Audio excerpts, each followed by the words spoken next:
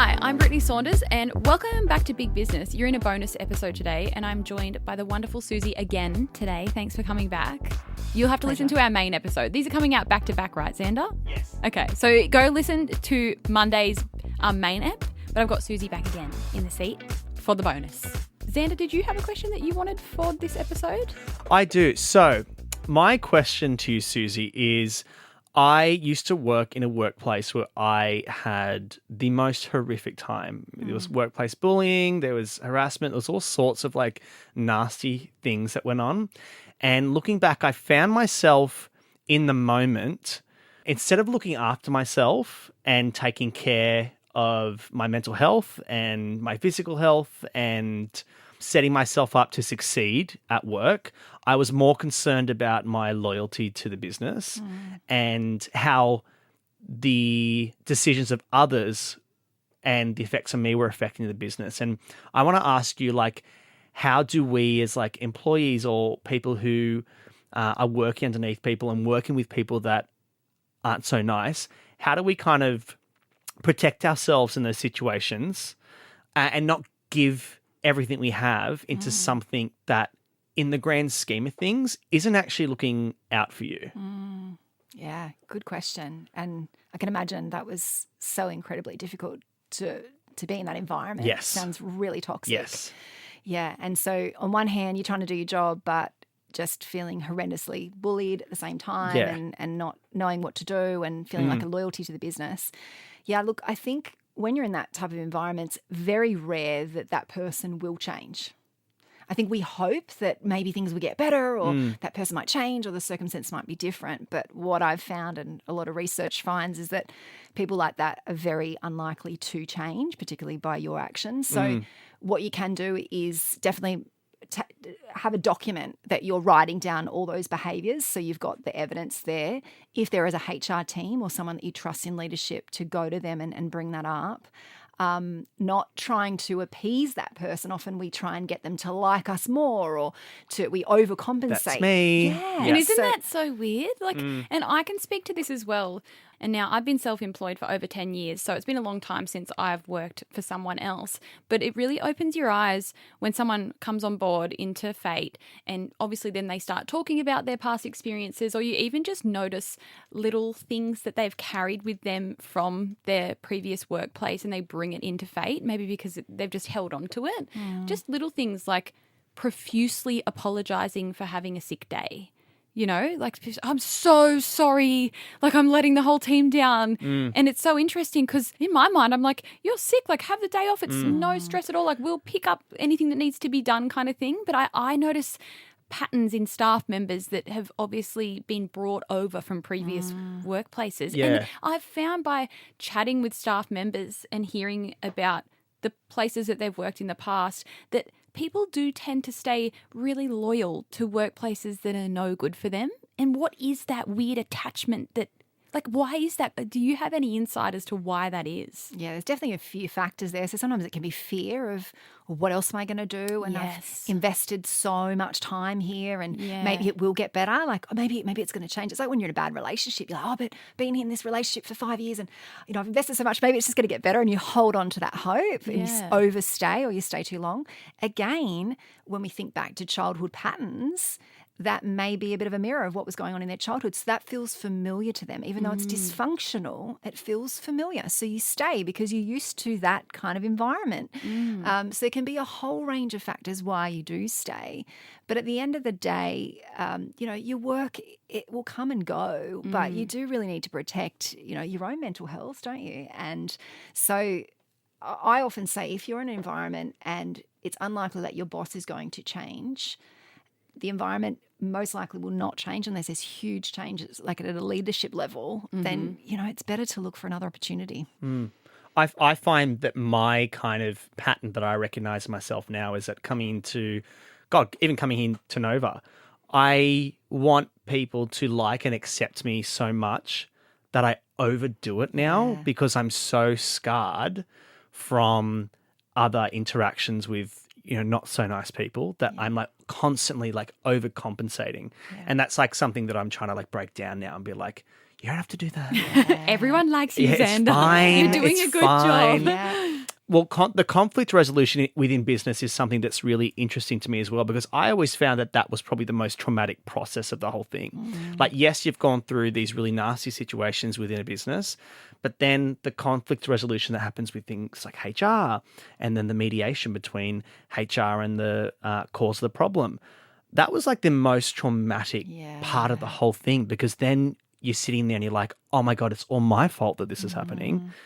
What advice do you have? Like, when's that point where people should realize that this isn't worth it? Well, it's a good question to ask in terms of like, is this still working for me? I've tried all these things and it's still not working. I need to look at other options. And it depends on that person and their standing in the organisation. If they're a senior leader and they're in key leadership and they've got a lot of buy-in in the organisation, it's unlikely that they're going to change.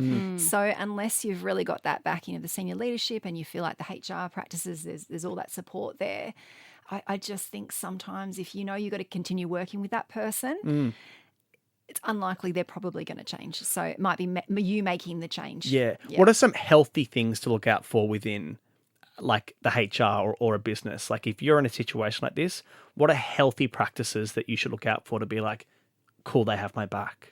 Yeah, I think just the validation that you're not crazy, you know, in that moment, the gaslighting of like, oh, you know, they're just having a bad day, like making excuses for that behavior. So just validation and acknowledgement that what's happening is not okay. Yep. And then a really clear plan. So this is what we're going to do to fix this. So I think just that you're informed of those processes, you're validated in your responses, and that you feel supported in that journey. Yeah. And I guess it's hard because some people, you know, in your situation, the bullying was quite clear, but sometimes, you know, if you're finding that wherever you go, these problems follow you, that you may be contributing to them. Which isn't happening here at No. No. It's not happening. It's not your situation. But you know how someone's always complaining about something? Yeah. It's But like, you know hang what? on, you're the common denominator here. I'm not saying that this is your situation. No, but I'm that just thought trying to have crosses your mind. Yeah, two it perspectives does. here. Yeah. Because, I mean, I've never had any situation like that happen at any other workplace. But when you're in it, you're constantly questioning, am I the fault? problem? Yeah. Yeah. I really like this little phrase, and I often say it often, is that how you experience someone is how most people experience them. Wow. So when you're having a difficult interaction, you know, you've been around with someone, you walk away and you just feel like you just want to like dust yourself off. You're like, what was that? And then you're just spiraling a little bit afterwards. You go, wow, what I just experienced then, most people would experience that. So it's actually kind of validating if you know that you're not the only one. Yeah. And I'm sure that particular person that you are interacting with, I'm pretty confident that they would have similar interactions with other people, maybe not to the degree that happened to you, but in their history and maybe in the workplace, were you aware that they were doing similar things to other people? There was some pretty like consistent behavioural patterns. Yes. Yeah. So it's often not about us. Yeah. It's often a trauma response and their own childhood wounds and other things going on in their own world for them to act in that way that is dysfunctional and often a bit of a power play. Insecurity plays hugely into that bullying behaviour as well. And these are things we don't think of when we're in the situation. Yeah. No, and the interesting thing as well is like being on my end, being the business owner that is running the workplace and hearing about things like this. Obviously, we've never had to touch wood. We've never had to deal with anything like that in the 7 years of Fate. We've definitely dealt with, you know, small little staff conflicts, or maybe someone's said something that's just upset someone or offended them or whatever, and we deal with that ourselves. But one thing that I'm always mindful of, and I guess having this conversation with you both today, and I've said it a million times, you know, on the internet and in my podcast, is dealing with staff is the hardest part of business. And it's like scenarios like this that you're talking about. Like, it's just being mindful as a business owner and always aware of what's going on, because so much shit can go on in a workplace, as you know, Xander, and like I know the story and things that you've experienced, and that is one of my biggest fears as a business owner. Is I can work as hard as I can to make the most amazing workplace. We can have all the policies and procedures in place and all the ducks in a row, but it's so hard dealing with staff because sometimes people are just going to cause issues.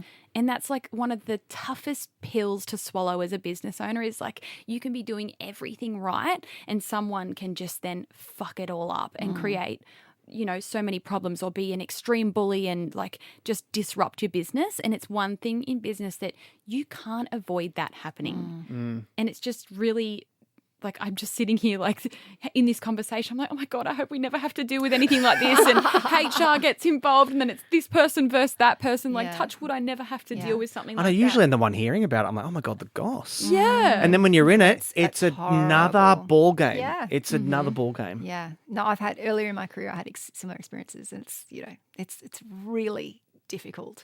And, Britt, building on what you were just saying, I think what I see in phenomenal leaders is the ability to have difficult conversations. Oh, I've got a saying that I always say. You're going to love it. You've probably already heard it before, but the saying that I always say is hard conversations, easy life, easy conversations, hard life. Love it. I live by that. I just went to say it backwards then. I'm like, wait, how do I say this? And like I said in the main episode with you, like we don't like conflict as humans. We avoid it at all costs. We don't want to have a tough conversation.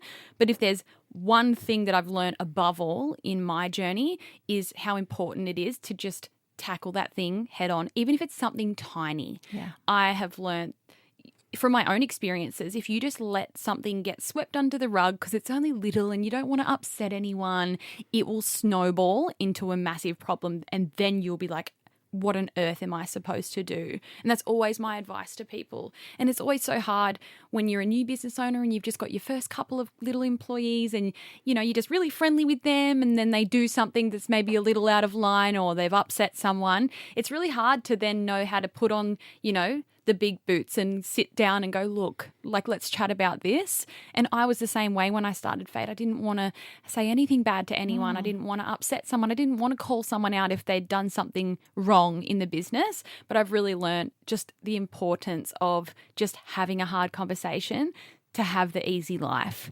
I love that so much. And if you're listening and you're thinking, oh my gosh, I want to be able to have those difficult conversations, but how do you even start that? Like, it's just taking the leap. Leap. And there's a phenomenal book by Brené Brown called Dare to Lead, a bit of a plug for her. Love her work. It's a fantastic book with a real framework of how do you set up those conversations with your team? How do you have those honest chats in a way that's respectful? So some brilliant frameworks in there if you want to check that out. She's also got a great podcast too, Dare to Lead. There you go. Speaking of workplaces, we've got a little scenario for you. It's just like a made-up scenario, but we thought we would love to hear your feedback on it.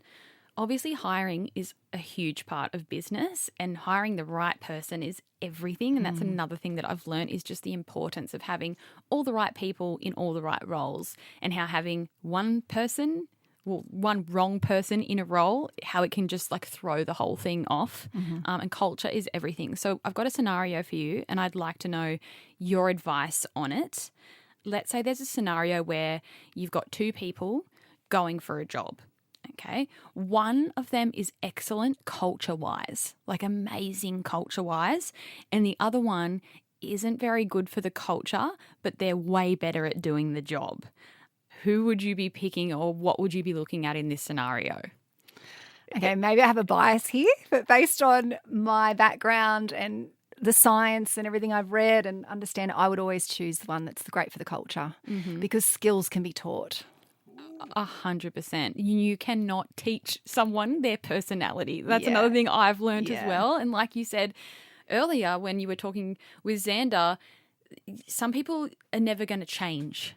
So if you're hiring that person who's not really the best for the culture but amazing at the job, you can't then train them on their personality to better fit the team. Yeah. Just seeing the rise of, I guess, younger people becoming bosses, and we have all these millennials that are now, CEOs and founders of companies. I feel like culture is becoming so much more important, whereas maybe 20 years ago it was just show me your resume, yep, you've got the skills, you're hired.